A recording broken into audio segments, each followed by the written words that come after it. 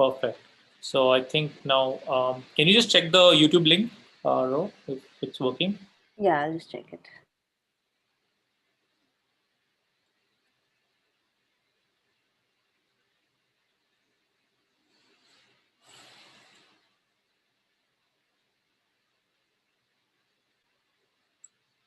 Perfect. So I think now, can you just check the YouTube link, Ro, if it's working? Yeah, I'll just check it.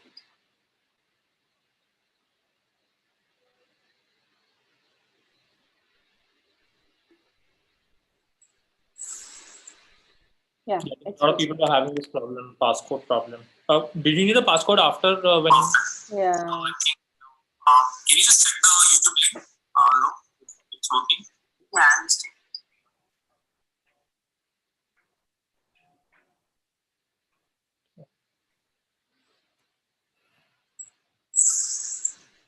Yeah. A lot of people are having this problem, passcode problem. Did you need the passcode after when? Yeah. What is this? There's a lag coming in. What you say after some time, again it is repeating. No, that's always there in YouTube. I mean, for live streaming, there's almost a 10 seconds lag. Yeah, but why am I getting on Zoom when I'm not on YouTube? No, you can close the YouTube link. I just wanted someone to check it. There's a lag coming in. What you say after some time, again it is repeating. That's always there in YouTube. I mean, for live streaming, that's coming from YouTube. You can close the YouTube one. Yeah, but why am I getting on Zoom when I'm not on YouTube? No, you can close the YouTube link. I just wanted someone to check it. There's a lag coming in. What you say after some time, again it is repeating. That's always there in YouTube. I mean, for live streaming. Now, is it gone? Yeah. I just realized what was happening. Another YouTube link had opened up in another browser. Yeah, now it is. Yeah, now it's gone. Great. I think just a couple of people messaged me saying that they were trying to just join in. Yeah, I think it asked me for the passcode. That was. Is it still asking for a passcode? Yeah. Even I had to use the passcode, which was in your email down below. It was written.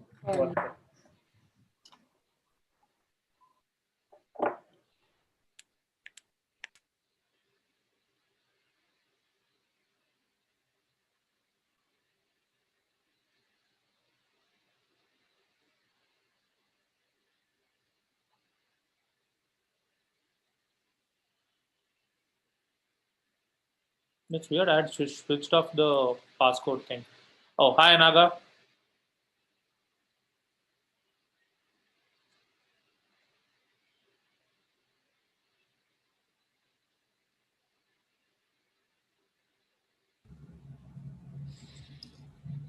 Hey, I'm really sorry. Yeah, it's still asking for a passcode. I don't know why. That's weird. I switched off the passcode. I kept just the waiting room on. This shouldn't have been the case, but anyway. Yeah, I found the passcode and put it in. So, Oh, I realized a couple of people require that. Just give me 1 second. I'll just message on a couple of WhatsApp groups I told him.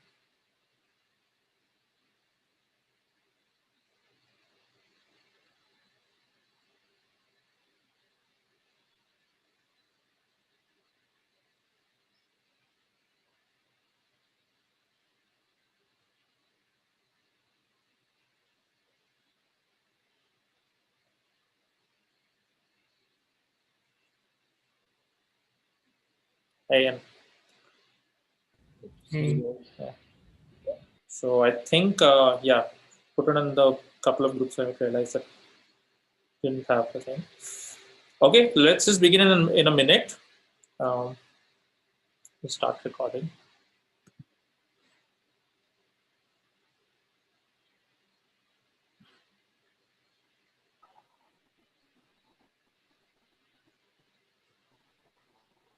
Hi, Sudesh.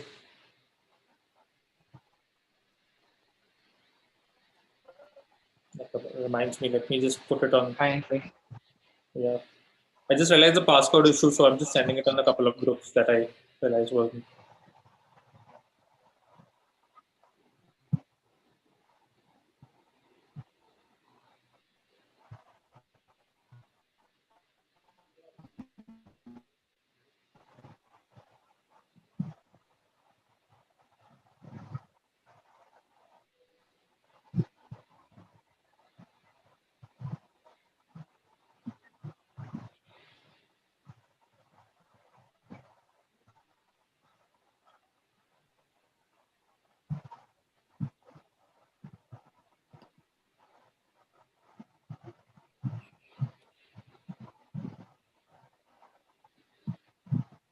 Cool. I think whoever joins in joins in. Don't know this passport why this thing came in suddenly, but yeah. Uh, but I hope you guys are having a good weekend. I mean, I don't know how Halloween is actually celebrated in India. I don't think we celebrate it, but still, it seemed like a good opportunity and sort of more opportunistic to be doing a topic on tricksters. So yeah. Okay, cool. I think we have enough people. If people join in, they can they can just jump in anytime, and we can always summarize the stories. Let me just start the recording, and we'll get started. Okay?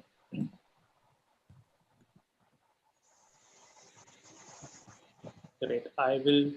I'm just sharing the screen. Ro, just keep seeing if someone joins in. I think there could be a couple of more people who may or may not come here. Yeah, sure.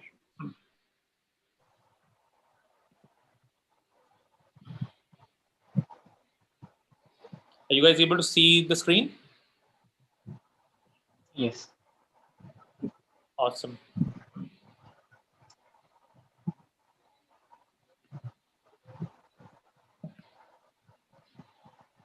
Cool. So yeah, I guess just to start off, guys, welcome everyone. Welcome back for the people who've been coming regularly.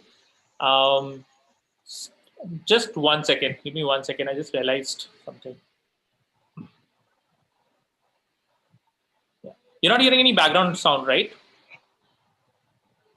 No, we aren't. Okay, great. There's a background sound coming from the other side. That's why. Sure, no worries. So yeah, we are here on 31st, which is Halloween. I guess this is a festival, or rather a celebration, very popular in the West, especially in America and all. Halloween by itself, there's a whole history of Halloween that goes back centuries. It's something that has been coming from Celtic cultures and all, more about harvest, and it had a very fascinating journey that led to it being associated with with death and ghoulish stuff and all. And then the concept of trick or treating, or trick or treating, the idea of I'll perform a trick, or you will you can give me a treat. Okay, that's where it came from. Okay, but the idea of being tricked, right, that's something that's a very interesting concept. It's been a part of history, being tricked and all. It's seen as something that you would never want to be done, but I think we humans are very voyeuristic. We love seeing something get tricked, and I think that's where the myths have really capitalized on. They tend to be very they tend to they tend to bring these aspects and stories in a way that we tend to enjoy them in a very safe space. And the embodiment of being tricked or tricking is done through myth, through a character, or let's just call it an archetype. It's such a strong thing called a trickster. Now, trickster by the very term is more of a derivative term. I don't, the myths by themselves don't call anything a trickster, right? They don't define the characters themselves. Don't call themselves a trickster. Okay, in most of the mythologies, it's more of a term that has come from an academical reading. To be honest, you can even give some creditation to Carl Jung and all, to bring the word trickster as an archetype to somehow explain away certain type of characters. And if you look at the people who's exactly a trickster, these are the characters who tend to be someone who would step beyond the boundary. Um, they tend to play around with the rules. More importantly, they do a lot of things out of their own amusement. They tend to do things which are just sheer fun, but they sometimes do also have a plan, and they want to also test out other characters' limits, right? And by the way, just mentioning all these aspects, the most common form, or the characters that embody this trickster can be found in Native American mythology across this thing. I mean, I'm putting Native American mythology is as good as saying Indian mythology, which is embodying a lot of tribes and different stories and all. But different tribes have different things. One of the most common trickster characters, they tend to be seen as animals. So coyote, the idea of coyote, or a fox being cunning, can be traced from the mythic association of these type of creatures being someone who are very mischievous. Later on, there's also this concept of rabbit, Brer Rabbit and all, that comes out. And when I say that later on, I do mean that the myths tend to also evolve. Like if you see the picture itself, the Brer Rabbit is also seen as someone who's more sophisticated. So it almost gets to 1800 and all. And there is a reason for it. And I think when we talk about the first, the first story, I'll talk about how that, myths have evolved. But the idea of a rabbit itself is a trickster. And there's also Raven in another stories and all, who tends to do a lot of things. In one of the stories, the Raven is the one who brings the sunlight by stealing it. For those of you who are interested, the theft of fire, a lot of the trickster gods and all have done that, right? And just, looking at Native American mythology, tricksters seem to pop up a lot, but there are elements of trickster, or the attributes of trickster that can be seen even in, like, the bigger gods, like the gods that are coming from certain civilizations. So Maui, I think the Moana movie has made him even more famous. But the Polynesian mythology itself has Maui as a folklore hero, but he has the status of being a demigod. And the fact whatever he does, like again, the fire stealing thing, and trying to get the sun more closer and all, some of them are not done with the benefit of humanity in mind, but just done as some sort of a mischievous activity.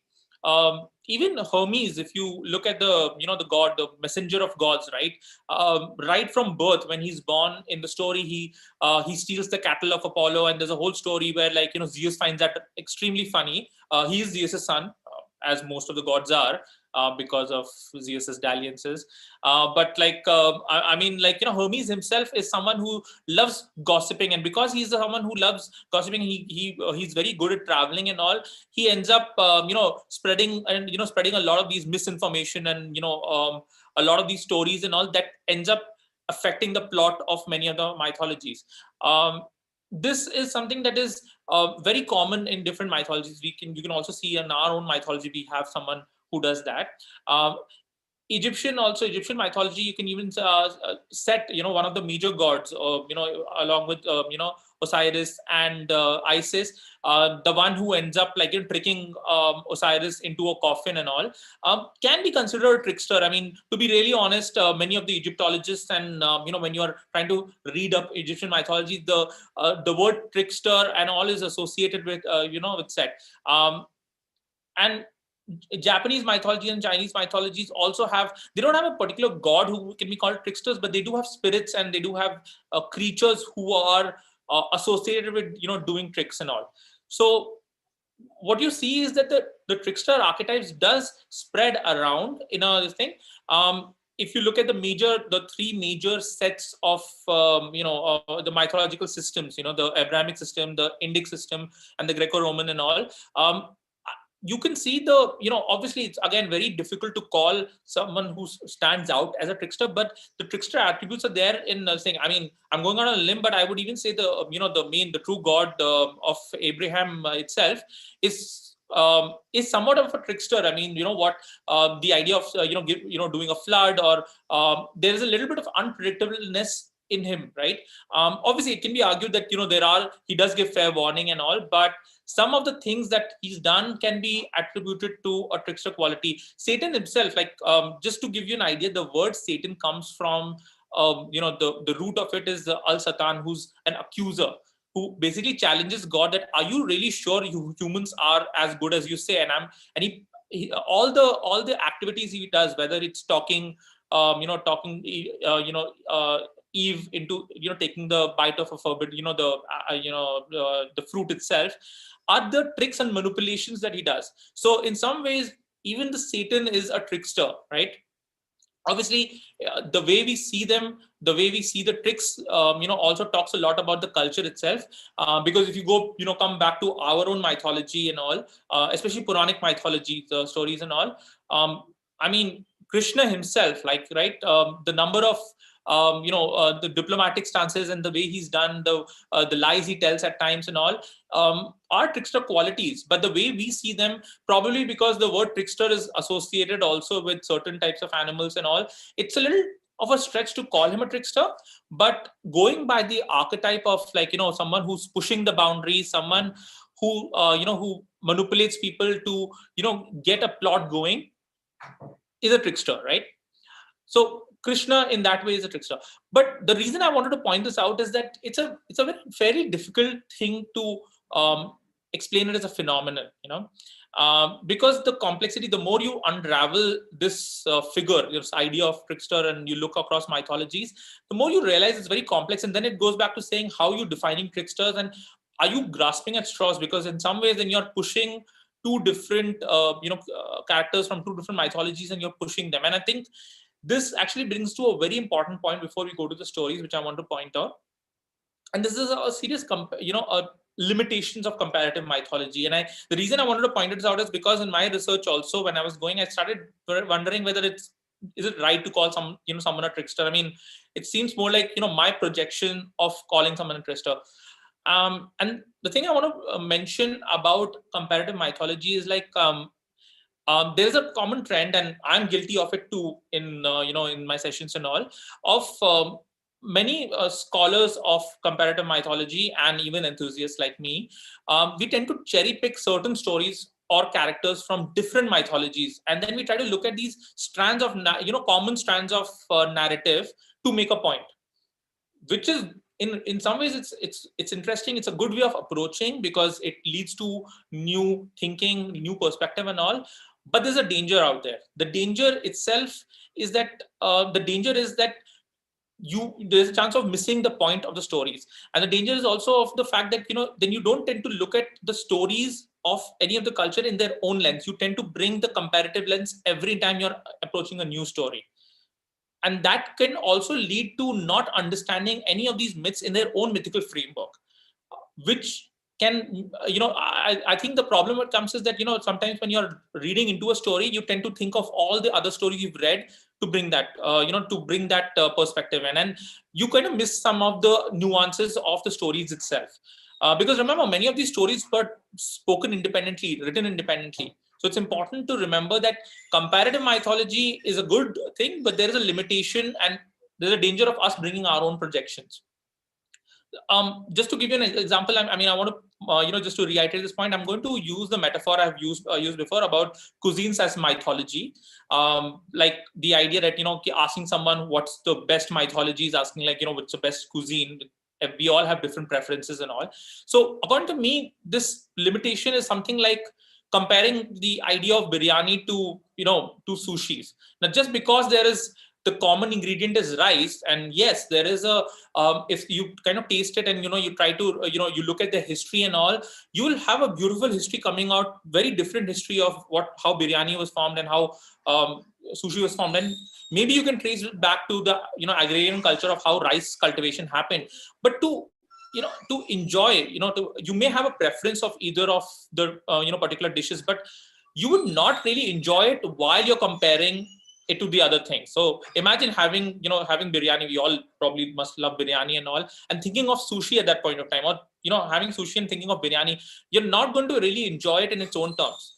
Even if you want to understand how biryani was formed or sushi was formed, even the cooking techniques have to be understood within their own cultural norms. How biryani was cooked within, like, the traditions that went into creating dum biryani and sort of a thing, and how sushi was itself formed and all, right? So it's what my suggestion is that when we are looking at any of the stories, we're going to be looking at it. I would ask you guys to look at the stories in their own terms first. Look at all the stories, and then we'll come back to the comparative part. Okay, it's okay if certain ideas and all flow in, which is obviously the point of the stories, but the idea is not to get too derivative and to look at the entire myth or even their entire culture from that comparative lens, because that's very reductive and probably disrespectful in some ways.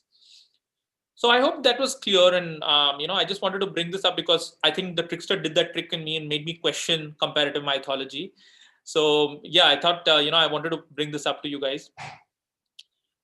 Okay, so let's go to the first story. But before I go to the story, I want to talk about the character itself. The story of Anansi. Who is Anansi? Let's do a quick introduction.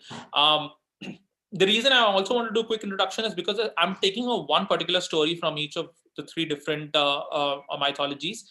So Anansi actually comes from the African stories. He comes from the Akan and Ghana, Ghana region and all. But given the slave trade that was happening, that was prolific during the whole colonial period and all, a lot of the enslaved people were actually shipped off to different colonies in America, especially the Caribbean, South American, and all. And many of the stories that got passed on by the enslaved people took new roots and new forms altogether. So the story of a spider, the spider tales and all, kind of got transmitted also, and you would see many of the stories of Anansi as a spider being reflected with the Brer Rabbit of the Native American stories and all also. And there are also many stories that that sound very they don't sound only African, they sound very American and sort of a thing. In fact, the story we are going to look at also is going to be one that comes from South America, though it has traces of it in South Africa. But that's about where the story comes from. Who's Anansi exactly? Anansi is a very important African god who takes a form of spider. In fact, Anansi is someone who's has many adventures. He himself is a very clever and a very he's someone who ends up who ends up having a lot of adventures. Just to give you some ideas of the stories, and probably I'll cover these stories at some other time and all. But just to tell you how the stories are, I mean, there are stories of him where Anansi wins the stories. Like all the stories are being hoarded by the sky god, and Anansi tricks him and wins all the stories, which is why Anansi is a master storyteller. There's also a story where Anansi stole jealousy personified, whose wife he kind of stole, and he tricked jealousy as a concept itself, and that's the reason jealousy itself came into human beings. Story of like a tiger who wants to eat his food, and he figures out and he tricks a tiger. So imagine a spider tricking a tiger and like tying it up. He also goofs up many times. He ends up bringing death to the city. He ends up getting the disease to the tribe. But he ends up also doing a lot of things which end up benefiting human beings. Like one of the things is that he ends up dispersing wisdom into the world. So this is the reason why us human beings have some partial form of wisdom and all, and we can think, and thanks to Anansi. So that these are some of the stories, just to give you a taste of what Anansi does, and while he's tricking. But we're going to go to a particular story of Anansi, where Anansi is the one who gets tricked. And the story is about Anansi's jealousy. Okay. Again, as I said, the story comes from the Suriname, Suriname, country, which is in South America, but has traces in Africa. So that's why it's an African mythology itself. Cool. So let's begin the story itself. How does the story go? So Anansi had a very good friend named Dew. Yeah. Dew and Anansi, they were pals. They used to do everything together. In fact, they were even harvesting the crops and all together. They used to work every day in the field. And one day, Anansi, notices that the crops growing on Dew's side were so good and so rich, and they were growing a lot faster, while this was not happening on his side. And he kept looking at it, and he was wondering. And this soon led to a little bit of jealousy. Remember, in one of our earlier stories, jealousy comes to human beings. So this is where jealousy ends up, coming to Anansi itself. And he starts thinking about what he can do about this. So he walks up to Dew and he's like, Dew, I noticed that you have some interesting crops growing and all. Tell you what, if you really want to, get more of the crops, I would suggest harvest them now by cutting them right now, and you will be able to double them later on. Dew has no reason to, not trust Anansi. They were best friends and all. A little shocked, though, he kind of takes his point that Anansi is someone who's wise. He has all the wisdom and all. So he takes his point and he decides to cut all his crops during the night. In the morning, when all the neighbors come in and they see this thing, they're like, Dew, what have you done? What's wrong with you? Why would you cut your crops?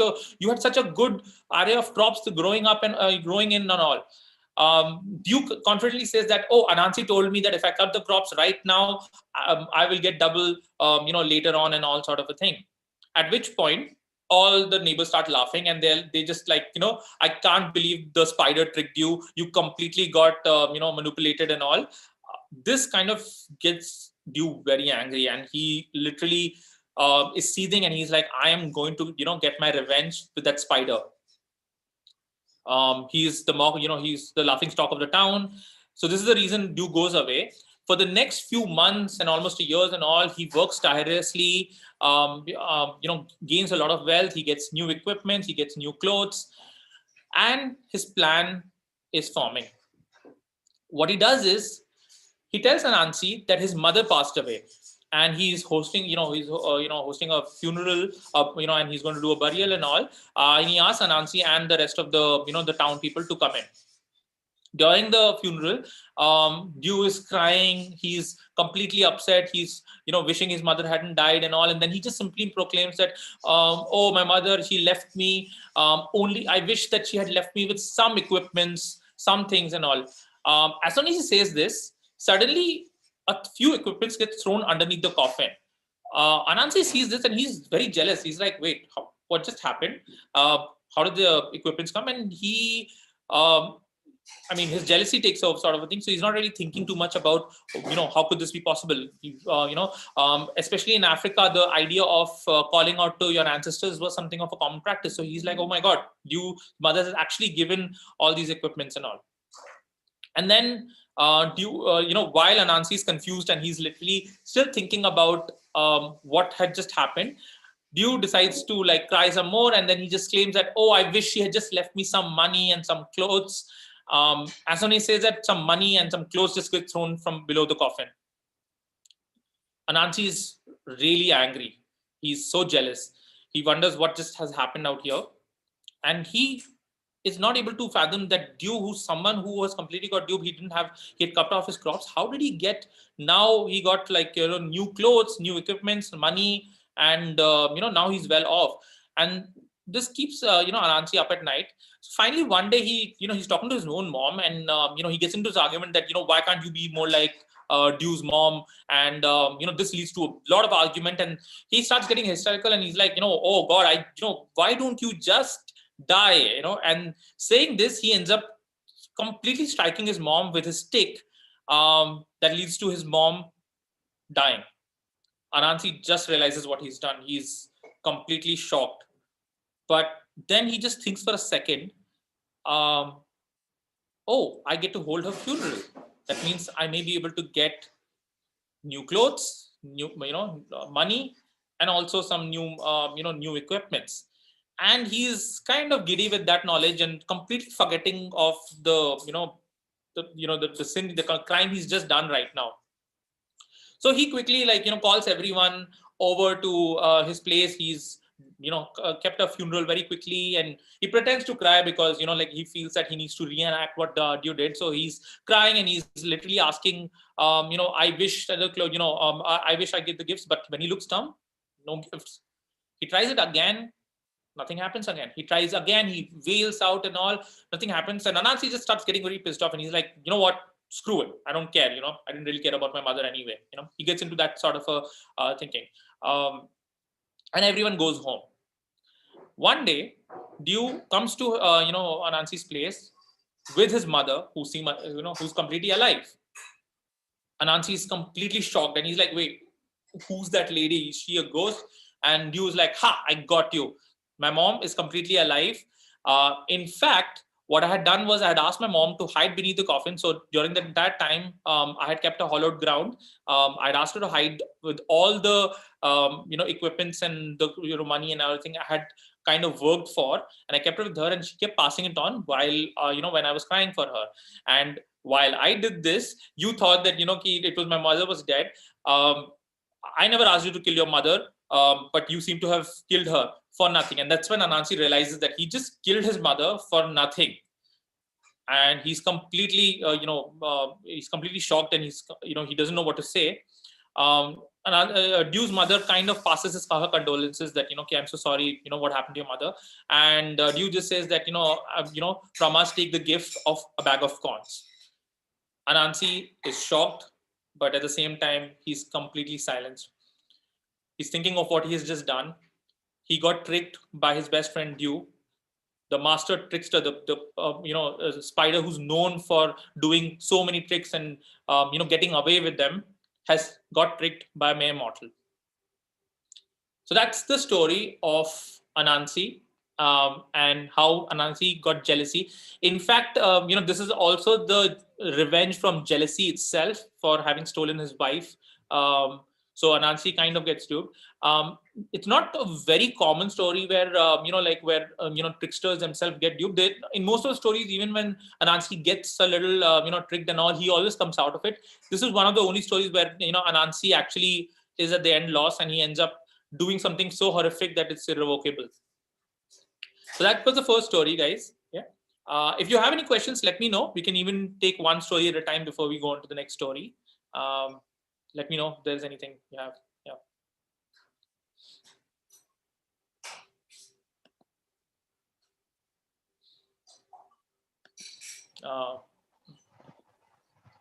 We can even go to the next story. You guys can oh wait, I think there is a chat.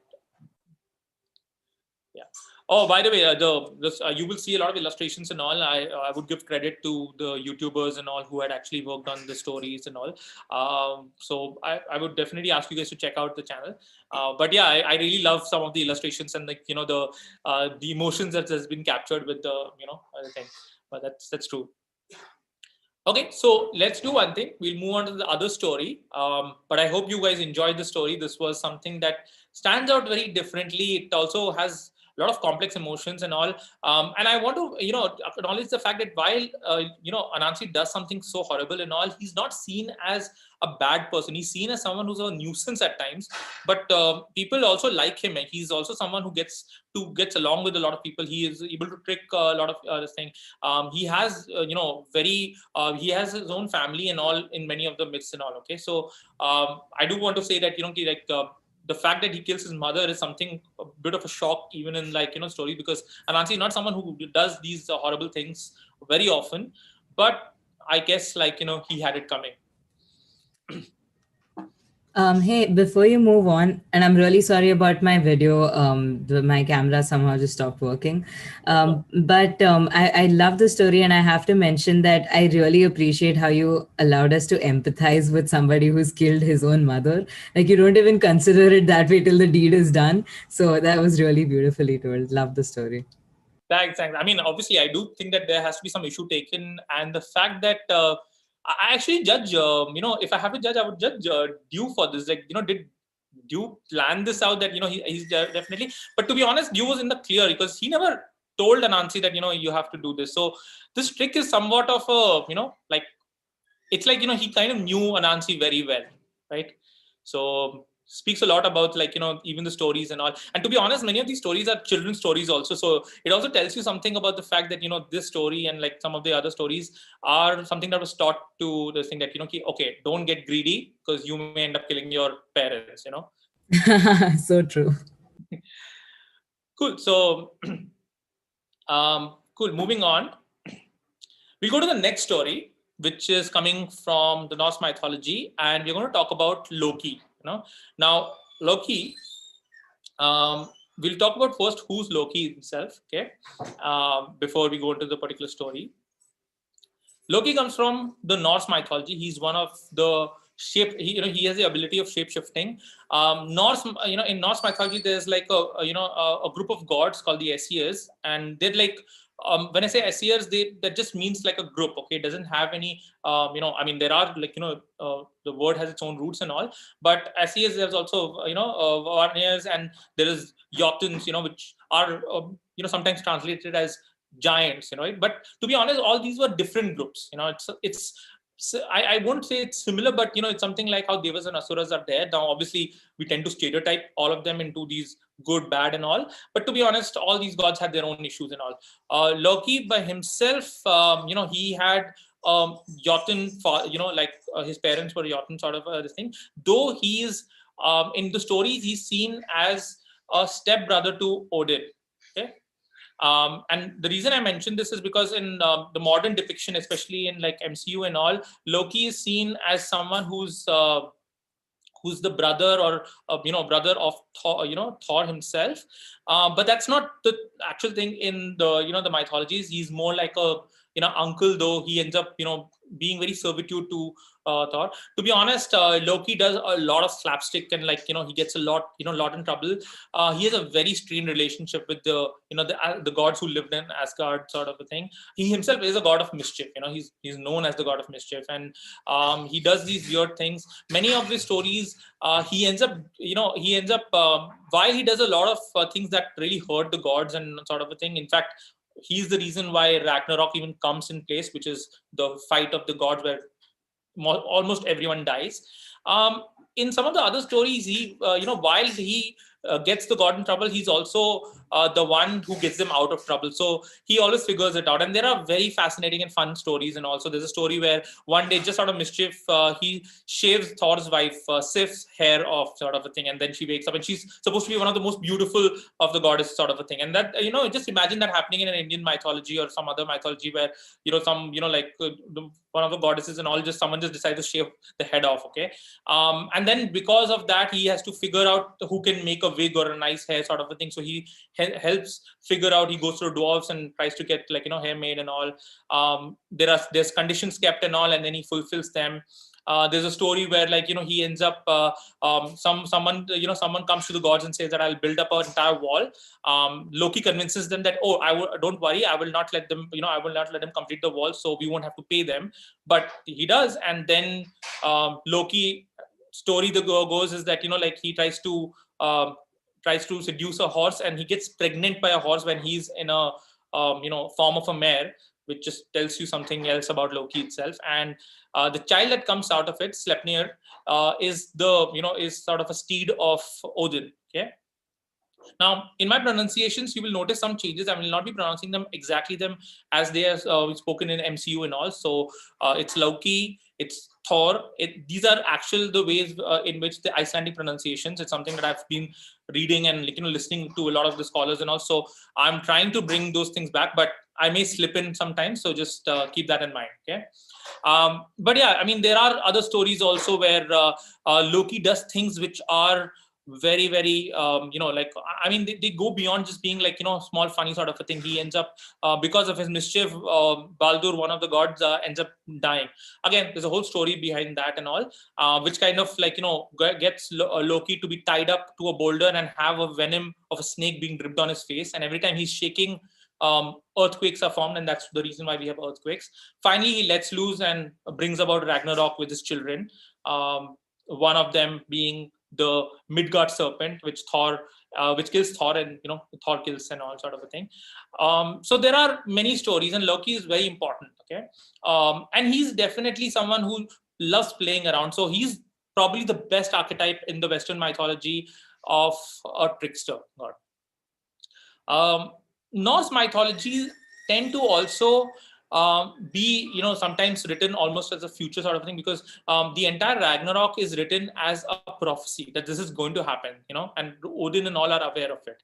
So it's a very different take on the typical mythologies, which are always written as a past tense, which kind of frame the stories in a different way. Okay, so Loki has tricked gods a lot. He has a very, very very complex relationship with Thor himself and all. Most of the gods, they end up forgiving Loki and all. This is one story which I'm going to talk about where Loki ends up getting tricked himself. The story is of Loki's trial. So the story begins when when Loki is going along with Thor, who's the Asgardian god of thunder.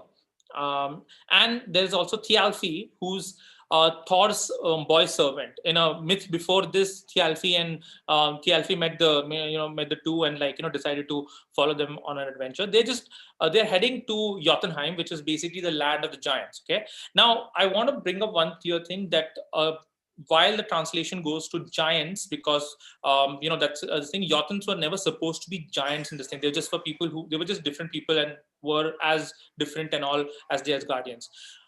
I do believe that this story itself lends to the idea that why Jotuns are considered giants. Okay, Thor, Loki, and Thialfi are on their way, and they want to explore the Jotunheim and all. They've heard a lot about it. they believe that Loki, with Loki's cunningness and Thor's strength and Thialfi's quickness and all, they will be able to accomplish anything. So they don't have to worry about it. So they're going ahead. Okay. When suddenly they come across a boulder, and within the boulder they actually took a shelter a night before in one of something that looked like a cave with like 5 entrances, holes and all sort of a thing. But next day when they see a boulder and hear the sound coming from it, they realize it's a giant, and it was what they were sleeping in was actually the giant's glove. And the giant calls himself, I am Skymere. Before like Thor, Loki can even decide what to say and sort of a thing, Skymere very courteously says that I see that you guys are on your adventure, you're going to going for an adventure. Why don't you let me come along with you? I'll even carry the supplies that you have. And he has his bag, he takes up all the supplies, puts it before Loki and Thor can even react to it. They decide like, okay, fine, let's go ahead. Let's go with Skymere where the thing. He seems to know where what he's doing. But then Skymere decides like finally he goes to sleep, and Thor is very hungry. Thor eats a lot, right? So he asked Loki like, what do I do? So Loki points out that maybe you can just open Skymere's bag and we can take up the food and sort of a thing. Thor tries to open it, but he's just not able to untie the knot. The knot is so strong. He just doesn't understand. And this just gets Thor really angry. He decides to climb on Skymere, and he takes his weapon, which is Mjolnir, which is a weapon that was given by the dwarves, very strong. And he smacks it hard on Skymere. Skymere doesn't move at all. In fact, he just opens his eyes. He's like, oh, Thor, I think an acorn fell in my head. It's still midnight, and he goes back to sleep. Thor gets really mad again, and he takes his Mjolnir and hits him again. Skymere just gets up and he's like, Thor, I feel that there is some leaf that just fell in my face, sort of a thing. If you're hungry, just take the food out of the bag and all. And he goes back to sleep. Thor tries it again. This time he tries it with all his strength. And Skymere just gets up like, I don't know. I think there are some birds who must have just put some droppings on my head. Anyway, I think I'm up. Let's just get going. He opens the bag and he lets them, the gang eat. Loki is observing this and he's just shocked. He's always found it fun whenever Thor is tested, but he's not able to figure this out. That wow, like there's a giant who could withstand even Thor's hammer. Finally, they come to a place where where Skymere tells them that I better get going, but I believe you guys should check out this place in Jotunheim called Utgard. I believe there is a fort there, and there is a person named Utgard Loki who may welcome you guys. You guys are like I think they always love it. Though I do warn you guys, you will have to prove your stay out there. Okay, that's something that I do. I think that you will have to do. Thor is very confident about the thing. He's still angry at Skymere. He doesn't trust Skymere. But he's about to go hit Skymere because of the whole adventure at night that he had. But Loki stops him, and Loki tells him that it's okay. Let's just go ahead. We are here to explore and understand the giants. And Loki himself has come from the giants. His parents were from sort of thing. So he's always very interested in exploring this place. He feels that he's got this. He'll obviously know how to communicate with them. So while they go ahead, they come to this fort. And the gates are so huge. I mean, Thor is a very huge person, but then these gates are so huge and he's just not able to open them. Finally, the gates do open from the inside and they meet the king of the fort called Utgard Loki. Okay. Now, the reason his name is Utgard Loki is a way to differentiate him from Loki himself. Utgard Loki means Loki of Utgard.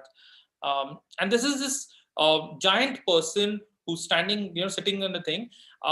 He welcomes the group, but he says that before we do anything, you guys have to prove yourself.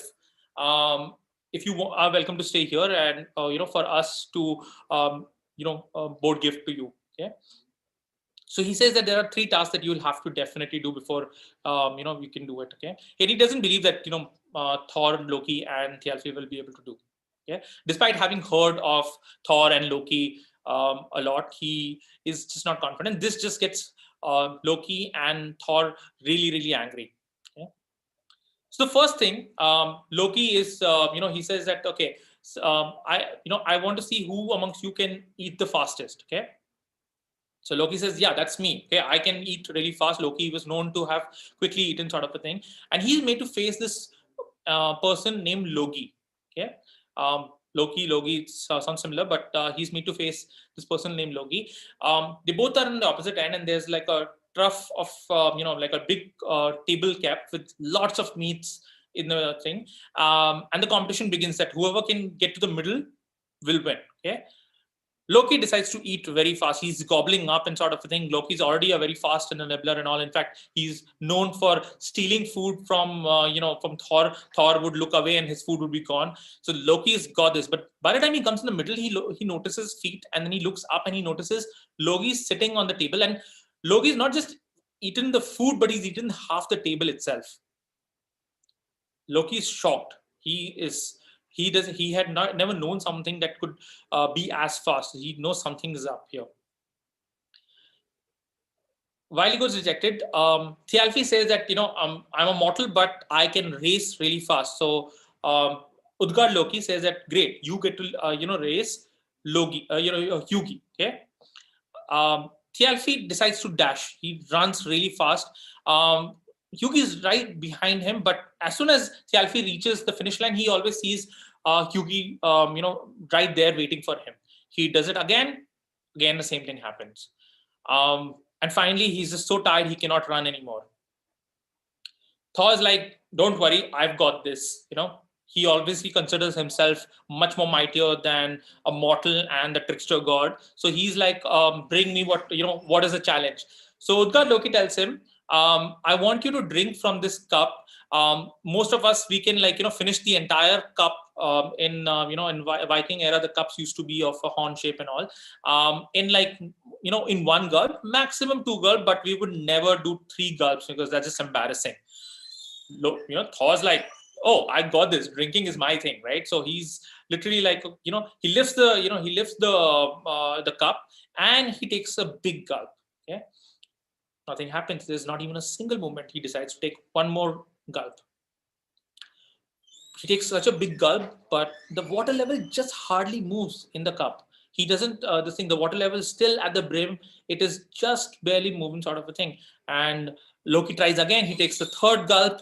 Nothing happens. He takes 4th gulp. Ultimately, Udgard Loki just snatches it away from him. Yeah. Loki's finding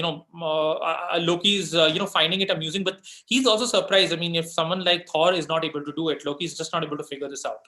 Okay. Thor is really angry. Remember, Thor has a temper, so he's like, this is not fair. I want another challenge. Okay. So he Udgard Loki is like, okay, sure, I think we'll give you something for your for your capability. Why don't you just lift up this small cat? Okay. Thor's a little insulted. He's like, lift up a cat? Sure. He's like, okay, great, I will do it and I'll show it to you. But when you start lifting the cat does that weird thing where it starts arching itself. And the more Loki tries to do it, the more, the bigger the arch that becomes. And he's just not able to lift anything. And finally, with all his might, he just lifts up just one paw off the ground. Okay. Udgard Loki just tells him that, okay, give up. This is not something that you can, this is not your forte. Okay. Thor's still very angry and he's like, I want another challenge. I want something to fight with. Okay. So Udgard Loki tells him that, sure. So someone to fight with. Why don't you fight my old grandmother, this old woman named Eli? Okay. Now this old woman comes and Thor's a little like, okay, I don't want to, fight. And, in a patriarchal society, he's like, I don't want to hit a girl or much later, old lady sort of a thing. The old lady just, reaches out. Thor ends up, grabbing the hand, but he notices he's not able to move her. And finally, this old lady is just completely overpowering him that Thor is brought to his complete knees. He is trying really hard to get up, but the old lady has him pinned. And before he knows it, the old lady is sitting on top of him. And Thor is completely gone. A god known to be one of the most mightiest god, the god who can, wield thunder, is suddenly beaten up by an old woman. Completely dejected and embarrassed, all 3 of them or their gate, and while they're standing, Utgard Loki banishes them, tells them that they have to go. He's like, three of you were really embarrassing. It was really fun watching you, but I'm sorry, you guys have to go. But I have a confession. Okay, actually, whatever you saw, whatever happened, was not what it seemed. Okay, you see, Thor, the cat that you were trying to lift was not actually the cat. It was actually the Midgard serpent, the serpent that is encircling the world. You thought it was a cat and you were trying to lift it. And when you lifted the paw a little bit also, you kind of tipped the balances of the world. And, you could have, you could have really thrown Earth off the balance, because Midgard serpent is something that was thrown around until Ragnarok. Okay. Thor is really shocked and he doesn't know what to say. But before he could react, Utgard Loki talks about, by the way, also about the cup. Okay, the cup was actually not just filled with water; it was actually connected to the sea. So Thor, when you ended up drinking the water, the reason it wasn't moving too much is because you can't really finish the sea. But the number of sips you took, you kind of ended up, lowering the sea levels, and I had to stop you before you could drink anymore. Yeah. In fact, the old lady that you were fighting, that old lady was nothing but old age, and that's the name for old age in Norse, which is Eli. And to be honest, no one can defeat old age. Even the gods are known to grow up and ultimately reach a certain sort of a thing. They can elongate their time, but you cannot fight old age completely. So it was a formidable match, but Thor, you were no match for time itself, right? Then he turns to Thialfi and he's like, my boy, you were someone who was a very fast runner. I mean, not just for a mortal, but even for divine beings and all. The only reason you kind of got defeated was because Yugi was thought personified. And to be honest, how can you be faster than a thought? The reason the thought was beating you is because the idea of reaching there was a lot faster than you could have ever reached. So you were competing with thought itself. Thialfi is shocked, but in a way, he's slightly happier that he's still the fastest living thing ever. And then he turns to Loki. Loki, he tells him, Loki, the master trickster, I've heard so much about you, but what you didn't really realize is Loki, the one you were trying to outcompete or in eating, was fire itself, and what can consume things faster than fire. Loki is completely shocked. He just not know. He just got outward. He should have guessed, and that is true. I mean, there's a reason why he was not able to do these things as fast, sort of a thing. He's about to say something to Utgard Loki but Utgard Loki cuts him short and he's like, and for the final thing, I want to point out that, by the way, I was Skyme him itself. I was in disguise. So Thor, when you were, goaded into hitting me to wake me up, it wasn't that I would have actually died. The only reason is that because of my magic, I was able to disguise it. And what you were hitting were mountains that ended up becoming the three valleys. Until now, we have the three square valleys in Iceland. So this ultimately, after saying all this, Utgard Loki tells him that, okay, guys, so great. I hope to never see you again. And he ends up just shutting the door. Before Thor could react or Loki could, cast a spell and sort of a thing, the entire fort vanishes. And the trio are just left. The three of them decide not to tell this to anyone. That Thor was not able to be a strong sort of a thing, though he feels that this is cheated. Loki decides that he doesn't want to speak about it because he did get outwitted by a giant. And Thialfi ends up not wanting to talk about this from a point of view, but he does brag about it. As a mortal, he's happy that he's still undefeated. This story does come out in some time later where Thor accuses Loki for not having won the thing, and Loki accuses Thor for not, for getting fooled and all sort of a thing. But it's one of the rare stories where, Loki ends up getting tricked and doesn't come out any better than it. So that was a story of Loki's trial, where a trickster got tricked and treated. I hope you guys enjoyed the story. Yeah, if you have any questions, let me know before we move ahead.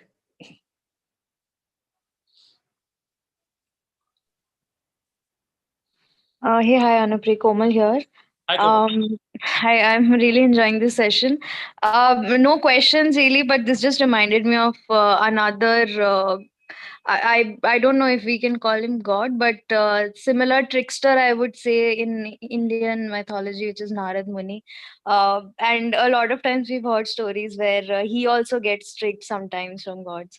So yeah, this is very similar. I'm getting that vibe from these characters. Very interesting topic. Thank you. In fact, Komal, you pointed out the next story is of Narad himself. Oh.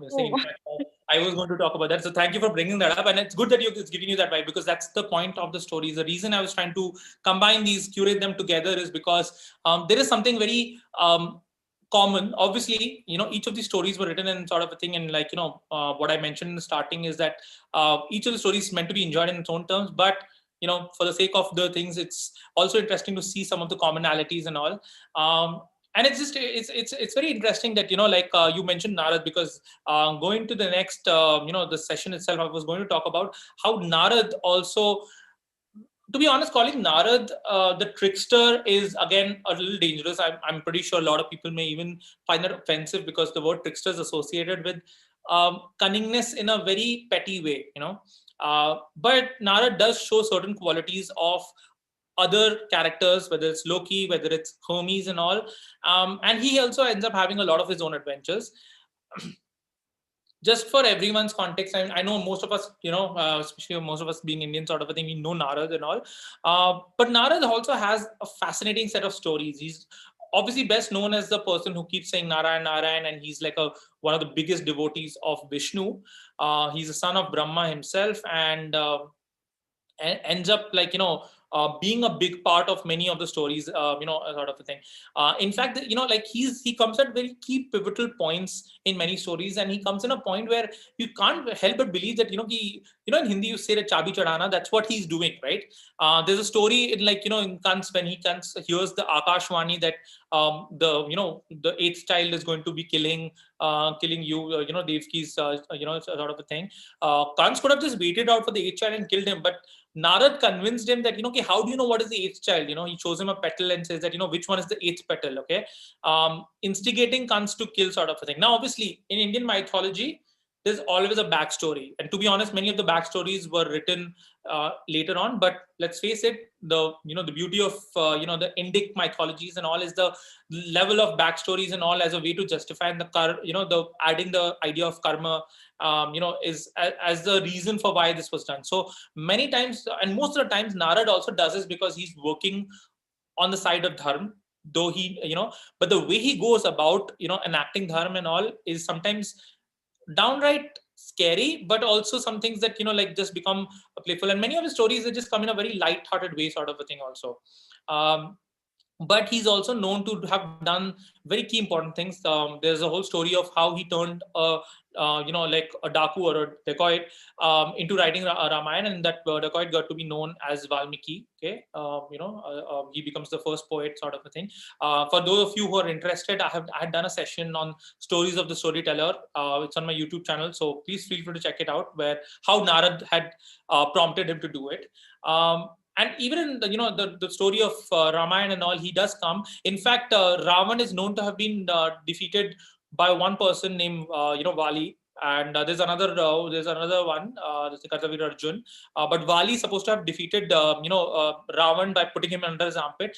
But the person who manipulated Ravan to go fight Vali, like go around fighting Vali, was Narad himself, who literally provokes him that Narad's like Narad tells him that the Vali said some things about you and all, and Ravan, despite being a scholar, falls for the tricks, because Narad just knows where to which pressure points to put. Even the story of Ahilya, we must have heard Ahilya's story, right? Which is the woman who turns into this thing, who turns into stone when her husband finds out that Indra, in a form of her husband, Rishi Gautam, was having was seducing her. But to be honest, there's a backstory where the Narad is the one who tells Indra about Ahilya and gets him excited about sort of a thing. He's the one who tells Daksh, the father of Sati, he kind of provokes him into saying that, can you believe how Shiv is someone who doesn't care about rituals and sort of a thing, and that gets Daksh to not be very dismissive of Shiv and not invite Shiv for a yagn. And the whole story where Sati comes and gets really offended and kills himself sort of a thing. So he's really someone who comes at a particular point of time. But what's interesting in all doing this, he never seems to be at no point there's a judgment passed on him, or gods end up having an intervention where they have to come and tell him that okay, you've taken it too far. Okay, it's almost like it's all part of the plan. And because of that, he's a gossiper. He loves going around, and he's always welcome in all the three loks.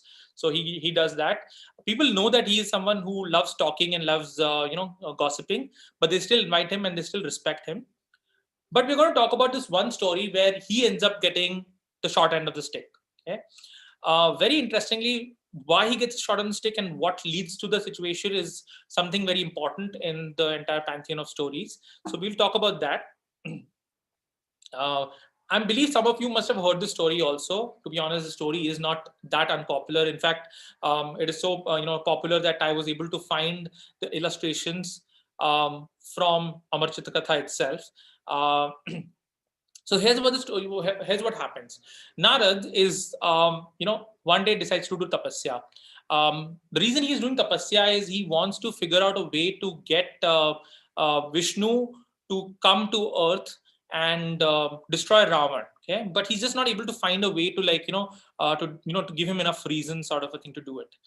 So he's he's doing a lot of tapasya, and he's praying to Vishnu, and Indra hears about this, and Indra is this, he's the king of devs and sort of a thing, and he gets very insecure that someone praying must be trying to get to the same power level. He must be trying to get my throne.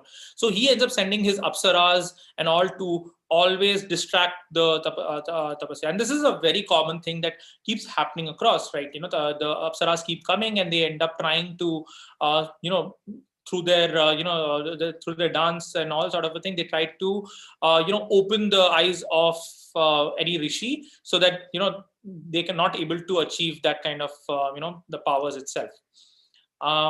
So the Apsara is dancing, but Narad is just not interested. He's completely immune to any of the charms and sort of a thing. This is where the Kamdev appears himself, sends the Apsara back for fulfilling her duties, and Kamdev is about to hit him, but nothing happens. Narad is just completely seems to be completely immune at that point in time. He's so into his prayer. At one point in time, he finally opens his eyes, and he notices that that Kamdev is lying on his feet, and he's just I'm so sorry. I should have, I was trying to do this. And when, Narad just talks to him, why are you here? So Kamdev tells him that Indra sent me. He's very insecure that, you're trying to take his place. And Narad shows him, please go and tell Indra that I'm not interested in, getting his throne. I was doing it for other reasons. Kamdev is about to go. He's also tell him that, look, I am, the fact that you weren't able to affect me just means I'm above all desires. Okay. And Kamdev goes. Okay. Narad himself starts thinking about this. He's interesting. I kind of defeated Kamdev. Kamdev was not able to do this. And this is he remembers that, Shiv himself was someone who was not able to defeat, Kamdev, because he got angry and he had to he kind of, reduce Kamdev to ash before reviving him. So this starts playing in his, his head. He decides to go to Kailash, and he's I must tell her, I must tell Shiv, Shiv that I'm someone who's almost his equal, because I have achieved the transcendence above any desire.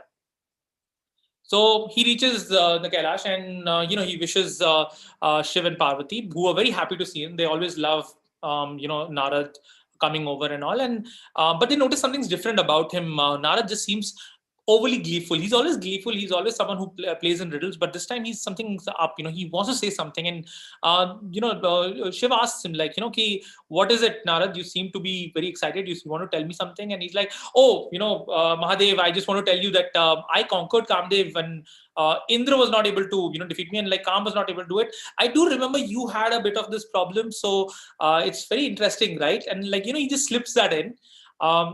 Shiv just ends up having a very impassive face, and then he just smiles and he says, "Narad, it's really, it's really interesting you did that. I'm actually very proud of you. But I think I would just suggest do not mention this to Narayan. Don't mention this to Vishnu." Okay. Narad moves away. So while he's on his way to the Vaikunt where Vishnu is there. He's like, "Wait, why would Shiv not want me to talk to Vishnu about this? I mean, Vishnu is my, I'm the biggest devotee of this. Maybe it's because he's jealous and he's a little embarrassed, and that's why he doesn't want Vishnu to know. I mean, like you would never want your colleagues to know your failings, right?" So Narad goes to Vishnu, and he ends up, very gleefully, saying Narayan, Narayan, and that's where Vishnu wakes up from his slumber, and he's like, "Oh, how are you, Narad? How's everything going?" And he's like, "Oh, I've just come to pay my respect and all. I'm just very happy. I seem to have achieved a new realization." So Vishnu says that, "Oh, what realization is that?" So Narad like, "Come on, Narayan, like, everything. You are like, the omniscient and, Antaryami. So you already know what I have done and all. But sure, I mean, since you already know, I might as well tell you, even though I made a promise, because, I'm not technically breaking a promise. I seem to have, today I had a very interesting encounter where Kamdev was trying to like, break my meditation, and he was just not able to do so. And I just find it very interesting that I was able to get to a level where even Kamdev doesn't affect me, something that even Shiv couldn't do it. Vishnu is silent, but then he's like, that's true. Is that so?" He's like, "Yeah, I mean, I'm above all temptation. Nothing can affect me." Vishnu is like, "Just that's good to know, Narad. But just be careful, okay? I mean, you never know, right?" Narad is a little surprised. He moves away, but before he goes, he just ends up saying that, "Oh, definitely, I'll always be on guard. Nothing can affect me." And I mean, I am, I think I have achieved a new status, and all. And he's a little annoyed with the fact that Vishnu doesn't seem as excited about the news. So he ends up just saying Narayan, Narayan in a very, very sarcastic way before moving ahead. Now, Narayan is someone who keeps traveling the world. He keeps traveling, and so that's why he's seen he's seen most of the places and all. Okay, so while he's traveling through the Lok and sort of thing, he just suddenly comes across, a very beautiful place, and he's like, "Wait, that was never there before. I seem to know this Prithvi Lok and all the other places thing. So that's interesting. I mean, there was never a kingdom there. Wait, I must check it out." And he goes there. He notices that there's a lot of celebration happening. The town seems to be very peaceful. People are all, the marketplace is, thriving, and people are, trading and talking and sort of thing. And he's like, "Wait, who exactly is the, what exactly is this?" This place, so, and who's the leader of this, like, who's the king of this place? So one of the workers says that, "How do you not know this place? This is Shilnidhi Singh, Shilnidhi's, Shilnidhi Rajas. That's his place. That's his palace out here."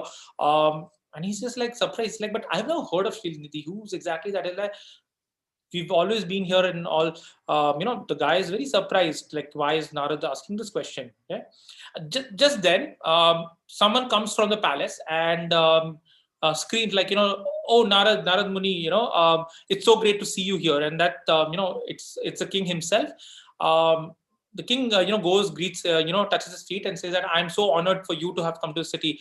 Narad asks him like, "When does this city get built up and all?" He's like, "Yeah, no, a lot of people do not know about this. This city has been there for a while, but you keep moving so much that, you don't have an idea. The times are very different in our thing and all. You feel that you've not come to this location, but this has been there for a few, centuries and all."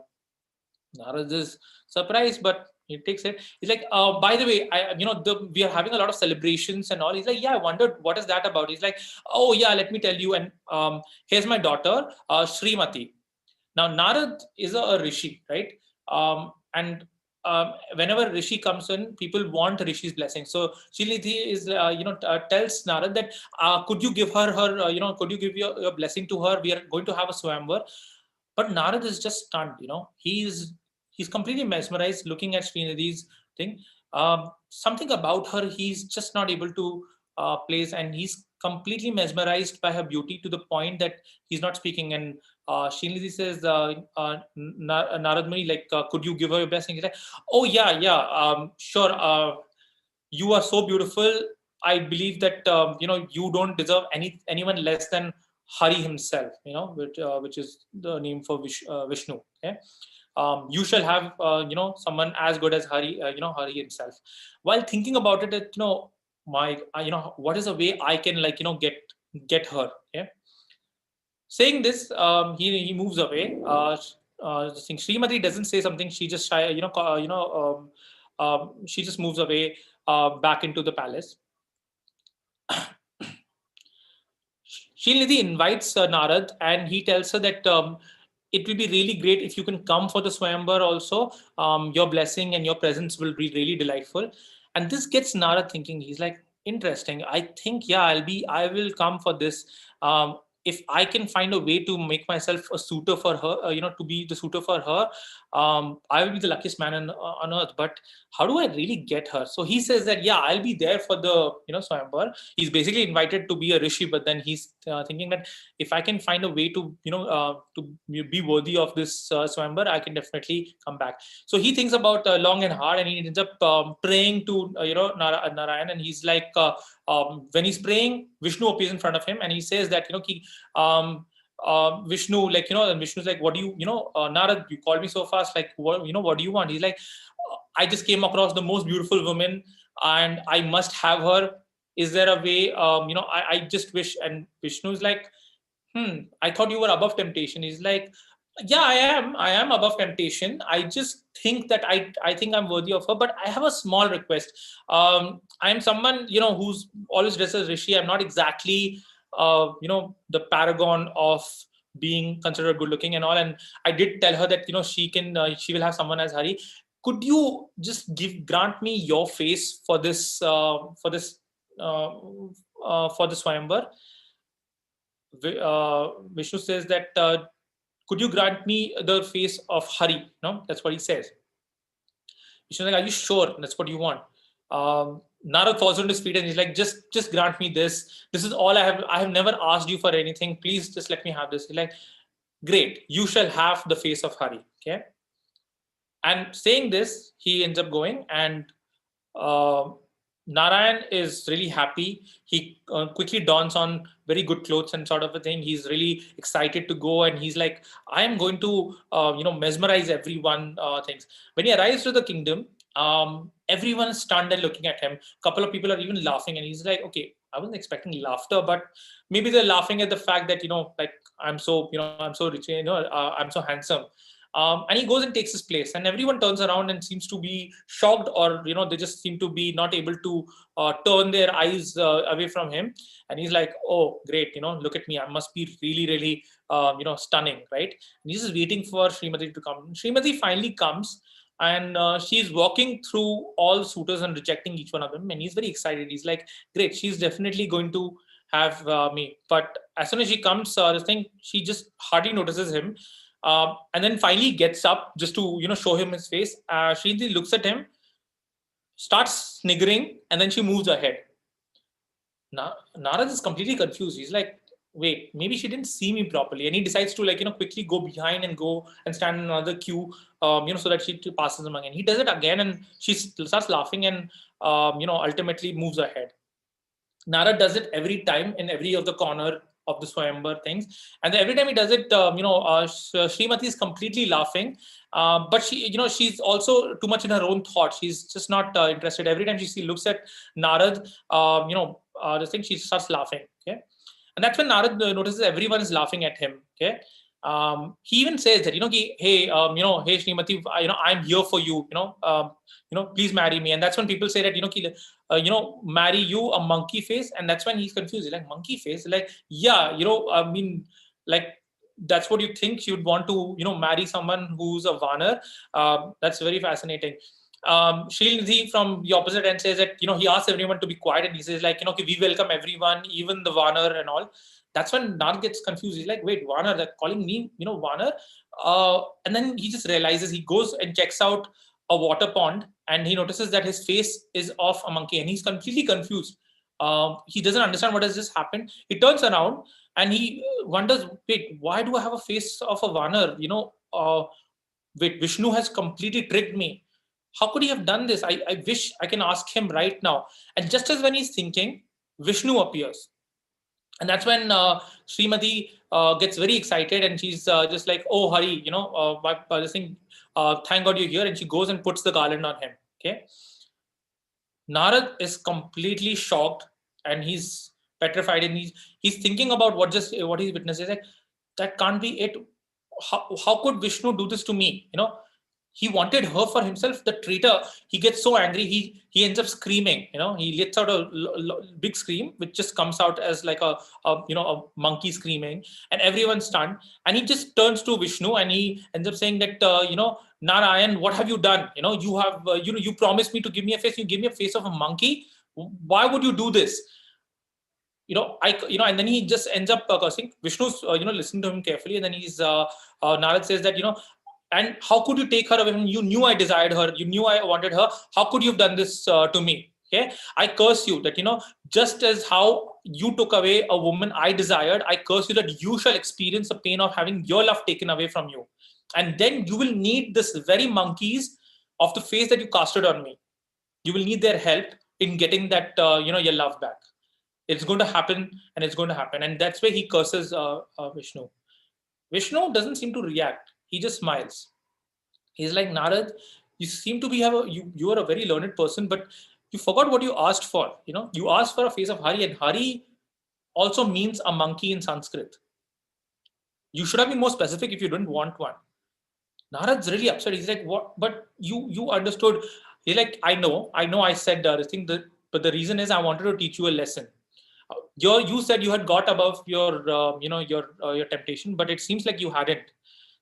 Narad is really, really upset, and he's like, so am I stuck with this face? What is happening? How could you have done this to me? You've not given me any answers. And Vishnu says that just look around you, Narad. And Narad looks around, and Srilnidhi, Srimati, and the entire Swayamvar is gone. They're still in Vaikunth. And he touches his face, and he realizes that it's not a face of a monkey, but it's his own face. Instead of Srimati, there is Lakshmi herself standing there. And he realizes what has happened. He suddenly realizes that this wasn't real. Vishnu tells him that, the entire thing was just made up by me just to show you how easy it is to think that you're above temptation, but it's not that easy.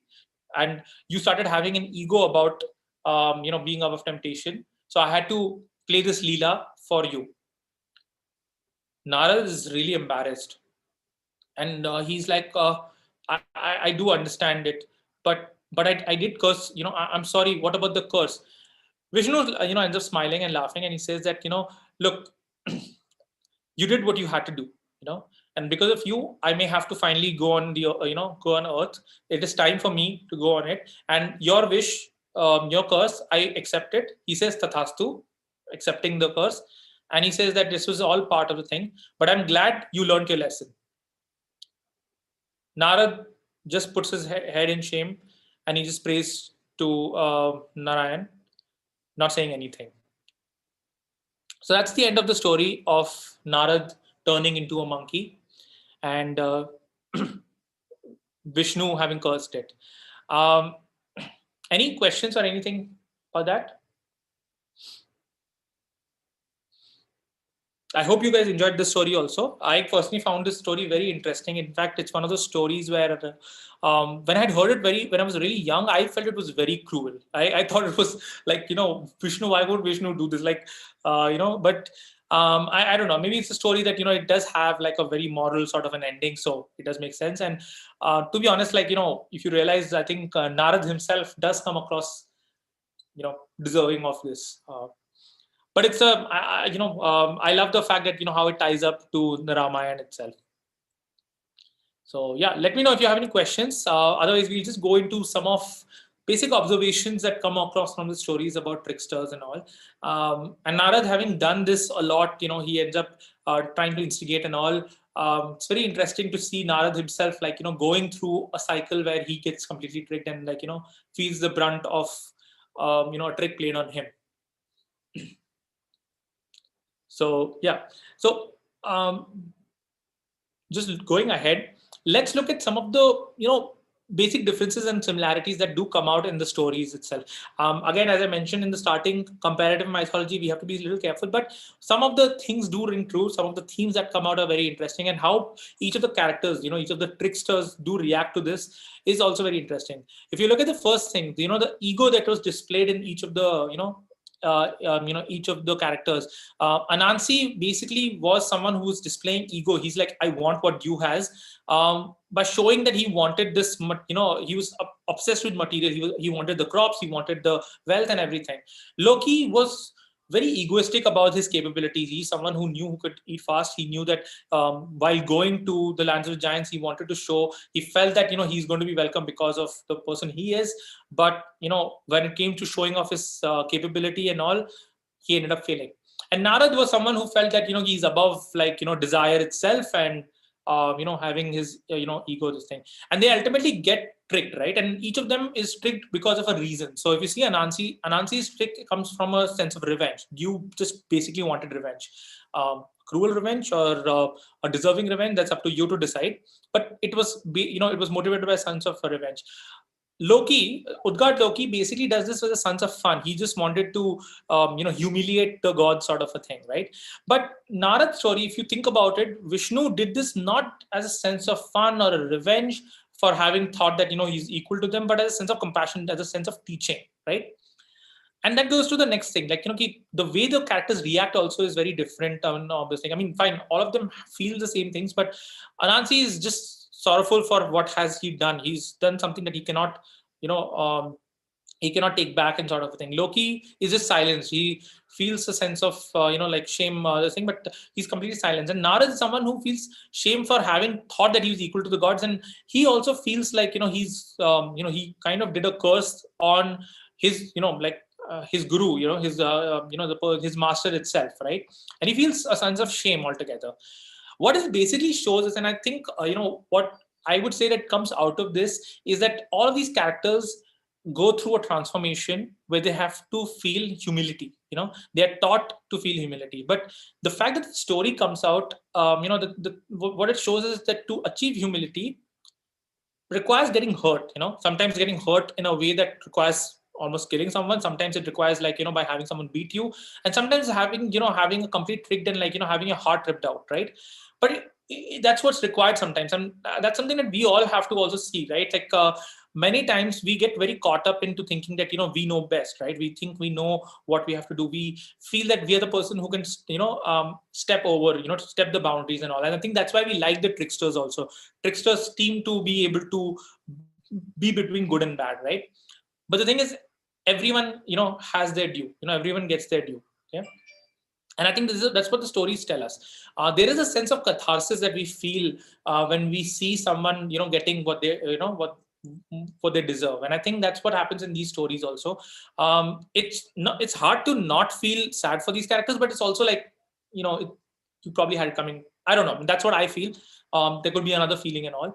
So that's what ends up coming across from these differences. And I do want to point out that the trickster stories itself, and this goes back to all these stories and the stories I even mentioned.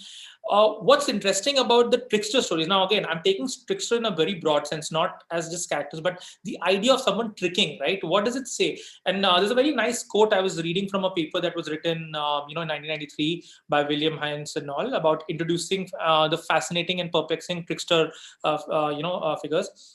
And he said this line, which I just felt was the right thing to quote out here, which is, Trickster stories provide a fertile source of cultural reflection and critical reflexivity. Okay? That leaves with one thought, that leaves one with thoughtful yet laughter. Okay, and what the culture does with laughter reflects its vitality, flexibility, and creativity. And I think that's very important. Many of these stories, the fact that they have a trickster, the fact that they end up having, someone who ends up pushing the boundaries, who completely upsets the system. Joseph Campbell talks about tricksters as someone who upsets the system, right? Completely disrupts the system. And the fact that stories, the myths give us a space where they have a story which talks about someone doing that is also a reflection of a culture and a civilization which is asking us sometimes not to take things too seriously, but also to realize that how actions have consequences. The fact that their stories come with tricksters having done some tricks and getting away with it tells us that life is not set by rules. Rules sometimes don't work the same ways. There are times where you have to circumvent the rules. And most importantly, the tricksters getting tricked itself is also a way for the stories to tell us that tricksters are not above it. They're not above the culture itself. The fact that we can look at these stories and laugh at them, or we can find it funny, is also a way for us to realize that we are being introspective. We've come to an age, especially in mythology, where mythology tends to become something that is not meant to be touched at times, especially because of its association with religion. But I think the trickster itself, the stories of tricksters and all, tells us that sometimes it's okay to toe in a line. It's okay to provoke people. It's okay to do some things and all, because it gets the conversation going. It gets things started. It gets situations started and all. And sometimes it's not a bad thing to instigate. But as with the stories we see, even that has its own consequences. So if you ever decide to play a trickster and all, by all means we should do it. But be wary of the consequences, because every action will have its consequences. Thank you. So that was the stories and all. I do want to credit the thing. None of the illustrations are mine. I did not have the time to make the illustrations and all, so I decided to borrow them from these lovely sites and all.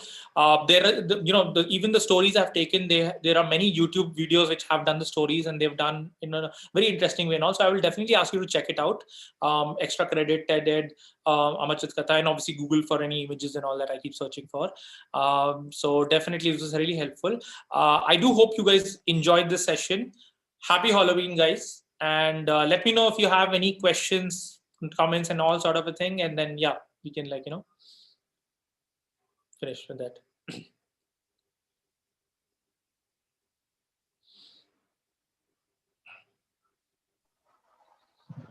If you have any point of view, or you agree or disagree with the story, I would love to hear from you. Do you feel that the characters deserved it? Because you may have a different opinion also.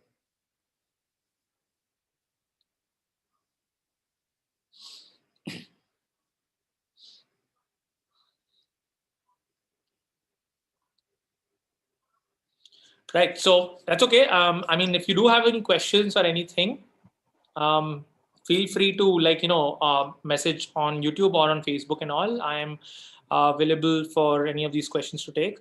I do want to mention that, obviously this was very topical to do from Halloween to do tricksters and all. I'll be doing a lot more sessions, coming in. There are a lot of material being prepared and new formats also coming in, which are going to be interesting. I will have more interactive sessions also, which will be there. One of the reasons I'm also doing Mythematical, I just want to reiterate, and the reason I'm even keeping it open and free, and I would be okay with people checking it out in their own time, is because I do believe myths are spaces of conversation. So I do want to keep this open for anything. I may do such sessions and exclusive sessions which will be paid and all, but I will definitely keep the Mythematical live, which is the flagship of the series itself, as open and all, because I don't want to have like, this being inaccessible or this becoming a very small community itself. I've just started off. It's been only a few months and all, so definitely it'll really be helpful that if you can help me with this journey by sharing with people who may enjoy this, someone who may want to come. Please share the video. Please ask them to join in for the session. And if you are interested in, like, just coming on a session and, like, talking more about it, sort of a thing, feel free to do that. We can even create sessions that can happen. I do hope you enjoyed the thing. Hope you had a good evening, and happy Halloween, everyone. Happy Halloween to you too. And it was really fun. And we've been hearing these stories, at least from Hindu mythology since childhood. But it was very interesting to see, other cultures and other mythology characters. So yeah, looking forward to more videos. Sure, thanks, Komal. Yeah, definitely. I'll have more, and I may even have more different sort of formats going in, which can be interesting. I would love your suggestions and all also, so feel free to reach out to me. If you have a particular topic in mind, like a couple of my friends have suggested that could you take up this particular topic, and also that will also help me. So if you have anything interesting, definitely keep suggesting and all. The idea is to keep it open and to show what myths have taught us. So yeah.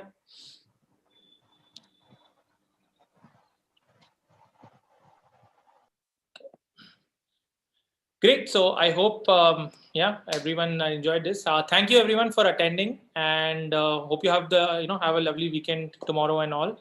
It's Sunday, so I guess it will be a more relaxed one. I'll see you soon.